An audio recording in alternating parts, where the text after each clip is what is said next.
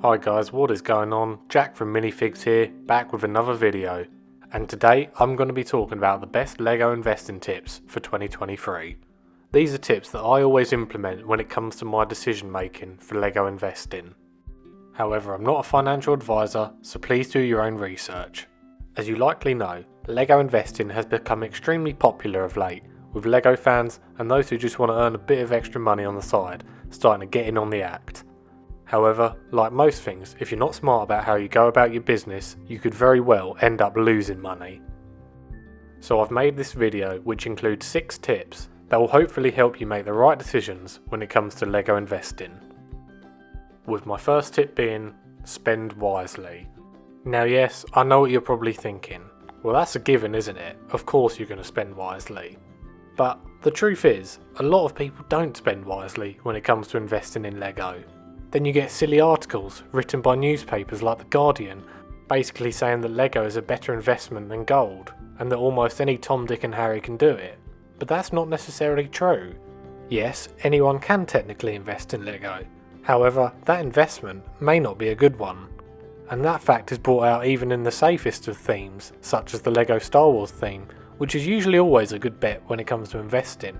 However, there have been sets that just simply have not seen an increase in value. And a perfect example of this is a set called the LEGO AT-ST Raider, which was actually quite popular when it was released, and was actually tipped to be a good investment. However, it just never happened. The price increase never came. And you'll see on your screen that even almost a year after its initial retirement, it's still barely gone up in price. I've got a video coming out later in the week which will basically help you to understand how you can spend your money wisely when it comes to investing in LEGO. And it breaks down all the ways you can get LEGO as cheap as possible. So be sure to keep an eye out for that one when it drops, probably on Friday. Now for tip number 2, we have pick popular sets. And when I say pick popular sets, that also encompasses good sets and sets that are highly sought after. And make sure it's LEGO sets that are highly sought after by consumers, not by LEGO investors. That's where people went wrong with the LEGO AT-ST Raider.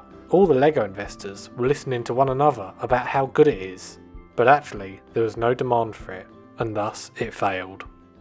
Rather, you want to be going for LEGO sets that have created a real buzz in the LEGO community as a whole, sets that always seem like they're out of stock, because let's be honest, they're out of stock because people like them.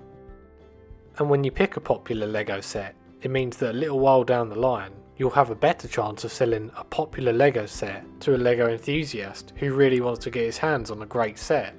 Or maybe someone who just missed out on buying the set because it was always sold out at their local store.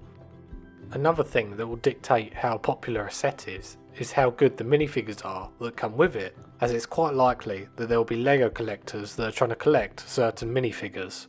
Particularly when the minifigures in question maybe have a really cool or unique design, or maybe they're a really popular character. So it's all about figuring out which LEGO sets have those desirable minifigures. Tip number 3, pick popular themes. Just like some LEGO sets, not every theme will have a great return. So pick popular themes, whether it's beloved franchises such as Star Wars, Lord of the Rings, or even Marvel. These are all themes which have a big fan base, and thus you'll have a bigger market to sell to. This is especially the case with the likes of LEGO Star Wars, which year after year creates great set after great set, great minifigure after great minifigure. And it's just such a popular franchise, and thus the audience, or the market, for such a LEGO theme is massive. There are always people trying to buy LEGO sets second hand, and they are willing to pay top dollar for LEGO sets from franchises they love. I myself tend to stay away from some of the smaller themes such as LEGO Ninjago or LEGO City. Although they can be quite popular at times, I'm just not sure there's that built-in audience that are willing to pay big bucks for those retired LEGO sets. But hey, sometimes it's just stick with what you know. If you think you know LEGO Ninjago or LEGO City inside out, and that you can clearly identify what LEGO sets are good and that people will want to buy years after their retirement, then I'd say go for it. Moving on to tip number 4, buy near retirement. This tip is definitely one of the most important tips that you'll see today, and the logic behind it is very simple. Say I want to buy a Lego set, like the Scarecrow Showdown, and it's due to retire, say, December 2023, and I buy it January 2023. Well, that will be almost 12 months where my money is tied up and I can't use it to invest in other Lego items. Always remember that most Lego sets won't increase in value until they've retired. So the closer you buy to that retirement date, the less time you'll have to wait for your investment to increase in value. It's that simple. Tip number 5. Avoid fear of missing out. Don't just jump on any hype train for any old Lego set. Do your own due diligence. Making rash decisions or listening to bad advice when it comes to buying Lego could very well end up leaving you saddled with hundreds if not thousands of dollars worth of Lego just sitting there waiting to increase in value. So you could have hundreds of dollars or hundreds of pounds tied up in Lego sets just because you made a rash decision. Remember, there will always be another great Lego set where money is to be made. And for my final tip, use your gut instinct. At the end of the day, no one can be telling you how to invest your money. If you like the look of a Lego set, and you could see yourself as a consumer buying this Lego set, then chances are it's a good set. And it likely means that there are thousands of people like yourself that like this set and will be willing to pay money for it once it's retired. You should also use your gut instinct when maybe you see a good Lego deal at your local Walmart or Costco. If the discount percentage is right, then you should probably pull the trigger. Listen to your gut. If you think it's worth it, then go for it. I know that the last tip I just mentioned was to avoid the fear of missing out, but sometimes a deal is just too good to be worth missing.